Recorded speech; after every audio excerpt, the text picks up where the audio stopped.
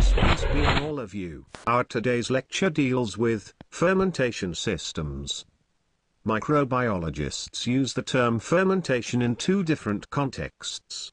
First, in metabolism, fermentation refers to energy-generating processes, where organic compounds act as both electron donor and acceptor. Second, in the context of industrial microbiology, the term also refers to the growth of large quantities of cells under aerobic or anaerobic conditions within a vessel referred to as a fermenter or bioreactor. Objectives for growing large quantities of cells: to grow large quantities of microorganisms, plants, or animal cells. To produce enzymes. To produce specific metabolite. And, for biotransformation. It must be remembered that, particularly with the advent of recombinant DNA technology, alternate systems for producing specific cell products are now available. Monoclonal antibodies are already extracted from the acidic fluid of rodents. Vaccines can be produced in sheep's milk or in fruit.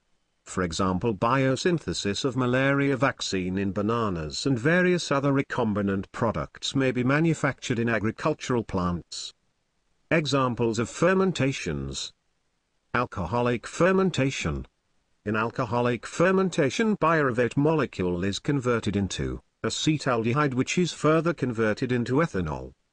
Homolactic fermentation. In this type of fermentation, pyruvate is converted to lactate, releasing energy. Heterolactic fermentation. Glucose is converted to pyruvate, carbon dioxide. And acetyl phosphate, the pyruvate further converts to lactate. And acetyl phosphate converts to acetyl-CoA, which is further converted to acetaldehyde. And it is converted to ethanol by the release of NAD. 2,3-butanediol fermentation.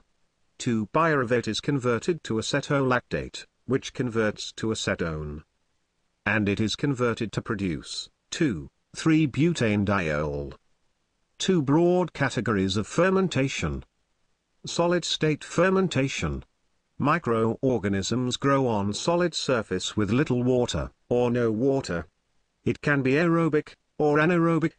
The typical example of aerobic fermentation is cheese production. And the typical example of anaerobic fermentation is fermented meat products like salami. Submerged fermentation. Substances or substrates are dissolved in water to prepare a homogeneous mixture, which is known as broth. It can be aerobic, or anaerobic. The typical example of aerobic fermentation is antibiotics production. And the typical example of anaerobic fermentation is alcoholic, beer and wine production. That's it for today's lecture. Don't forget to subscribe. And we will see you guys next time.